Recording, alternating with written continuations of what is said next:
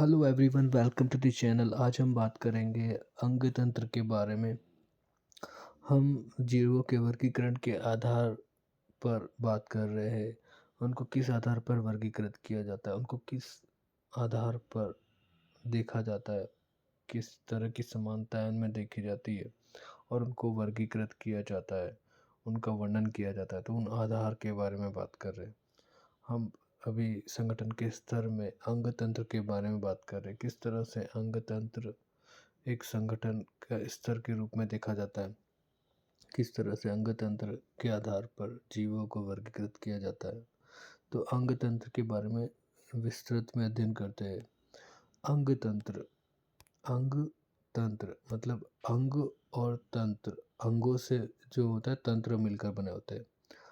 Organ से system बना होता है और सिस्टम काम करते हैं। हमारे बॉडी में कई सारे सिस्टम है, कई सारे तंत्र है, जैसे नर्वस सिस्टम, सर्कुलेटरी सिस्टम और एक्सक्रिएटरी सिस्टम। हर तरह के सिस्टम अपना अलग अलग काम करते हैं। तो हम बात करें अंग तंत्र के बारे में, तो विभिन्न प्राणी में इनमें क्या होती है, विभिन्नता दिखाई पड़ती है। विभिन्न जटिलताएं दिखाई पड़ती है। अलग अलग प्राणी में इन तंत्रों में जटिलता दिखाई पड़ती है। उदाहरण के लिए देखें, जैसे पाचन तंत्र की बात करें तो ये दो प्रकार के होते हैं प्राणियों में, अपूर्ण और पूर्ण। अपूर्ण पाचन तंत्र में क्या होता है कि सिर्फ एक ही ओपनिंग होती है, सिर्फ एक ही ओपनिंग होती है और जिसे बाह बाह्य द्वार कहते हैं। एक ही द्वार होता है, ठीक है। और मतलब यही बाह्य द्वार मुख और गुहा दोनों का काम कर सॉरी मुख और गुदा दोनों का काम करता है। और इसका उदाहरण है, किस तरह इस तरह का जो अपूर्ण पाचन तंत्र है वो किस में देखा जाता है, तो वो प्लेटी हेल्मिंथीज में देखा जाता है।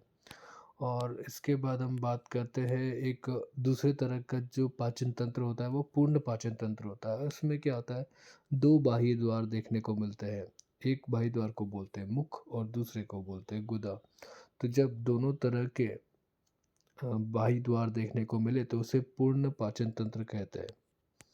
इसके बाद हम बात करते हैं अगले तंत्र के बारे में, परिसंचरण तंत्र के बारे में बात करते हैं।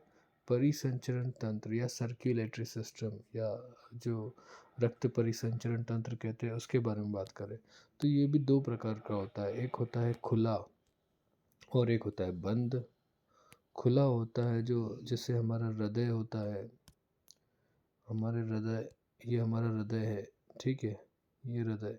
तो यहाँ से जब रक्त हमारे शरीर के दूसरे अंगों तक जाता है, जब ये रक्त डायरेक्टली जाता है, जैसे यहाँ पे दिखाया गया है कि अलग अलग जो रक्त है वो बहता है और डायरेक्ट ही हमारी कोशिकाओं कोशिकाओं या कोशिकाओं या कोशिका के समूह अर्थात ऊतकों तक संपर्क में आता है। डायरेक्ट ऊतकों के संपर्क में आता है, सीधा ऊतकों के संपर्क में या कोशिकाओं के संपर्क में आता है। तो इस तरह के परिसंचरण तंत्र को खुला परिसंचरण तंत्र कहते हैं।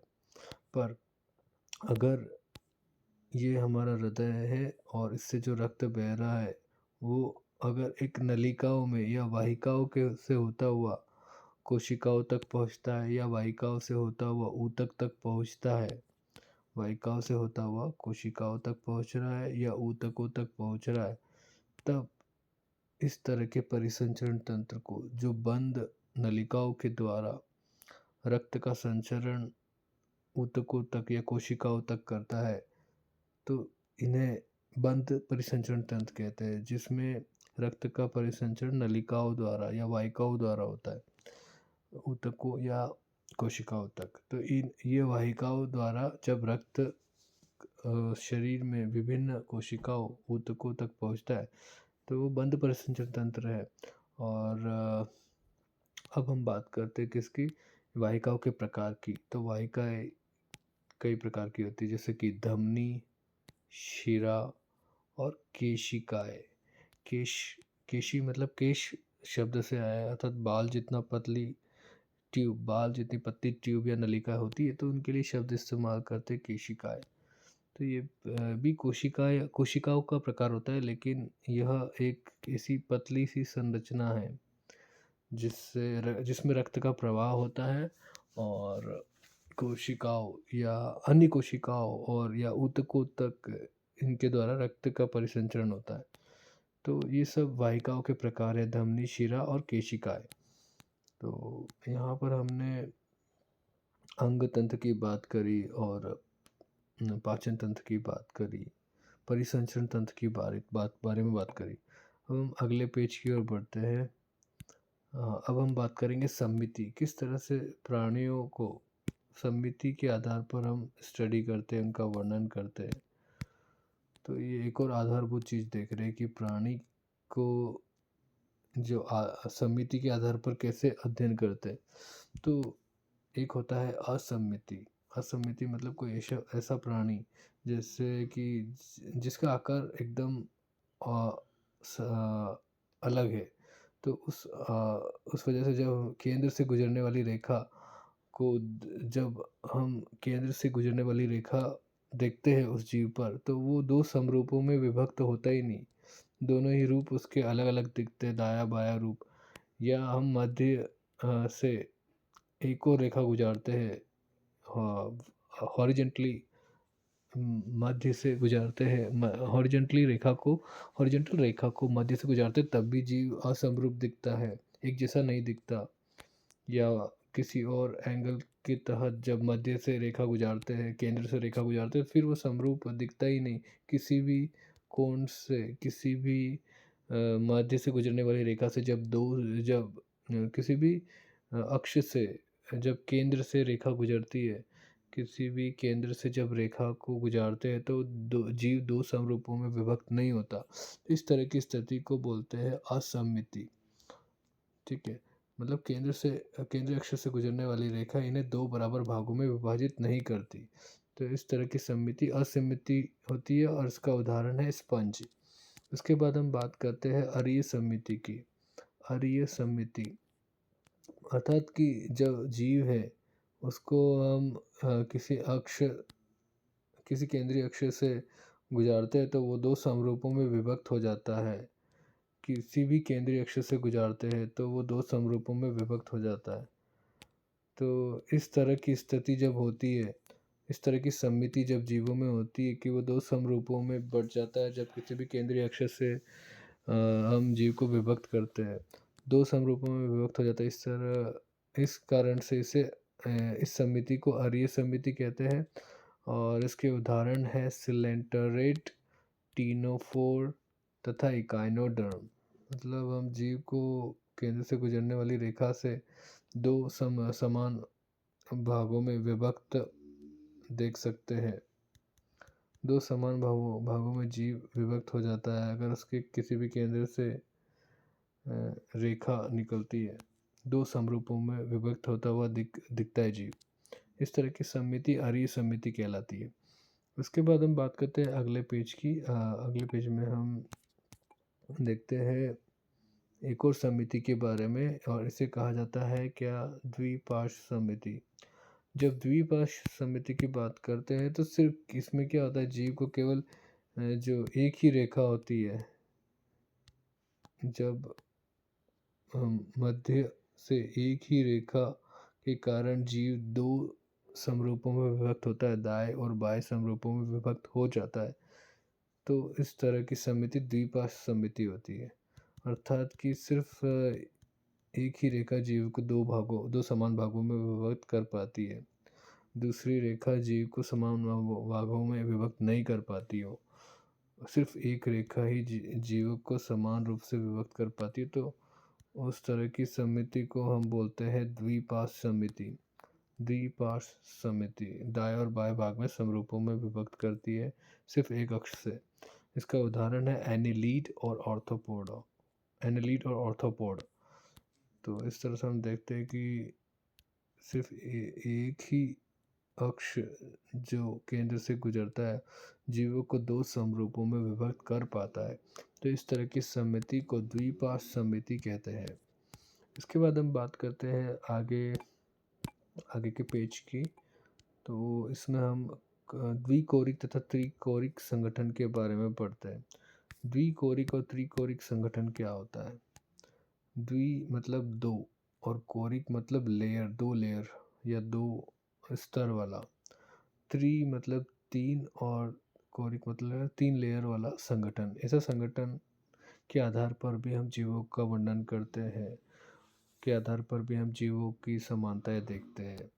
तो ये द्विकोरिक और त्रिकोरिक संगठन भ्रूणीय स्तर पर देखा जाता है। तो सबसे बाहर जो हमें 2 कोशिका की लेयर देखने को मिल रही है, ये दोनों, ये इन 2 कोशिकाओं का जो लेयर हमें दिख रहा है बाहर की तरफ, ये इसे बोलते हैं बाह्य त्वचा। ये बाहर की तरफ है, बाह्य त्वचा कहते हैं। इसे बाह्य एक्टोडर्म भी कहते हैं। एक्टो मतलब बाहर और डर्म मतलब लेयर या बाहर की लेयर या बाहर बाह्य त्वचा। इसी तरह से जो अंदर की तरफ भी है, हमें 2 लेयर देखने को मिलती है इन कोशिकाओं की, ये और ये और ये, ठीक है। जब इस तरह से अंदर भी कोशिकाओं की लेयर देखने को मिलती है, तो उसे बोलते हैं अंदर वाली त्वचा या अंतःत्वचा। इसे आंतरिक एंडोडर्म भी बोलते हैं। एंडो मतलब अंदर और डर्म मतलब लेयर, अंदर की लेयर। तो इसे अंतःत्वचा कहते हैं या आंतरिक एंडोडर्म भी कहते हैं। तो इस तरह से जब 2 लेयर हमको क्लियरली दिखती है और एक लेयर जो होती है वो इतनी, इसमें इतनी कोशिकाएं कुछ देखने को नहीं मिलती, सिंपली एक स्ट्रक्चर देखने को मिलता है ये बीच में, जो अंदर और बाहर वाली लेयर के बीच में है। सिंपली लाइनिंग वाली जो स्ट्रक्चर देखने को मिल रही है, ठीक है, जिसमें कोई कोशिका नहीं है, एकदम फुली डेवलप्ड नहीं है, ठीक है। इस लाइन के बारे में बात कर रहे हैं। तो इस लेयर को क्या बोला जाता है? इस लेयर को बोला जाता है मीजोडर्म, जो आंतरिक और बाह्य त्वचा के मध्य पाई जाती है। इतनी ज़्यादा डेवलप नहीं होती, इतनी कोशिका इसमें देखने को नहीं मिलती। तो हमें यहाँ पे मुख्यतः 2 लेयर देखने को मिल रही है, जिसमें कोशिकाएं मिल रही है और जो डेवलप है, तो एक बाह्य त्वचा और एक अंतःत्वचा। और इन दोनों लेयर की वजह से इस तरह के संगठन को कहा जाता है द्विकोरिक संगठन। और ये द्विकोरिक संगठन किस में मिलता है? ये मिलता है, इसका उदाहरण सिलेंटरेट में द्विकोरिक संगठन देखने को मिलता है। तो इस तरह से हमने भ्रूणीय स्तर के बारे में अध्ययन किया। कौन से भ्रूणीय स्तर? द्विकोरिक संगठन वाले भ्रूणीय स्तर के बारे में। अब हम त्रिकोरिक संगठन के बारे में भी स्टडी करते हैं। जब हम त्रिकोरिक संगठन को स्टडी करते हैं, तो इसमें वही बाह्य त्वचा देखने को मिलेगी। ये 2 सेल की लेयर है चारों तरफ, ठीक है, चारों तरफ सेल की लेयर मिल रही है, तो उसे बाह्य त्वचा कहते हैं। इसके बाद अंदर की तरफ भी हमें कोशिकाओं वाली लेयर देखने को मिल रही है, ठीक है, ये कोशिकाओं वाली लेयर। हाँ, ध्यान रहे, बीच वाला जो पार्ट रहता है वो खाली रहता है, उसको ल्यूमेन बोला जाता है, ठीक है, जो वॉलेट से बना रहा हो। वैसे ही वो जो द्विकोरिक अवस्था में भी ये खाली स्पेस देखने को मिलती है। तो हम यहाँ पे लेयर की बात कर रहे हैं, तो हमें अंतः त्वचा में भी लेयर देखने को मिलती है, ठीक है।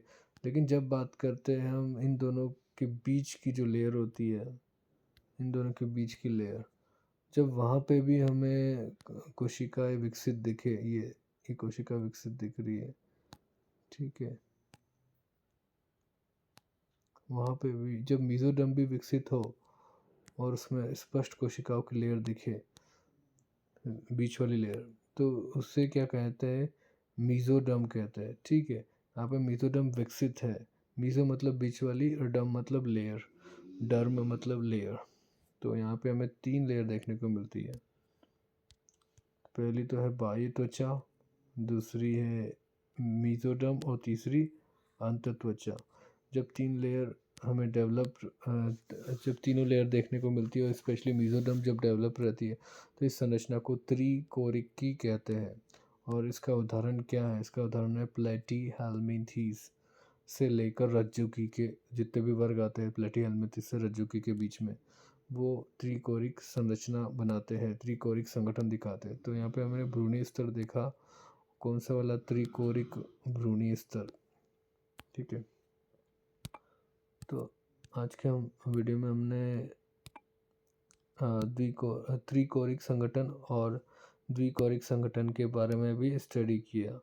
जो द्विकोरिक संगठन होती है इसमें जो मध्य वाली लेयर होती है फुली डेवलप नहीं होती है और इसे नाम दिया जाता है क्या, मीजोग्लिया या मीजोग्लोया, ठीक है, जो डेवलप नहीं होती। तो इस तरह से हमने आज की वीडियो में अंग तंत्र के बारे में स्टडी किया, पाचन तंत्र के बारे में स्टडी किया, समिति के बारे में अध्ययन किया, उसके बाद द्विकोरिक त्रिकोरिक संगठन के बारे में पढ़ा, जो कि वर्णन के जीवों के प्राणियों के वर्णन के लिए आधारभूत चीज़ें होती हैं। ये प्राणियों के वर्णन में आधार होता है क्योंकि इनकी आधार पर हम जीवों की समानता देखते हैं और उन्हें एक ग्रुप में वर्णन करते हैं। तो आज की वीडियो में इतना ही। Thank you for watching, see you in the next video.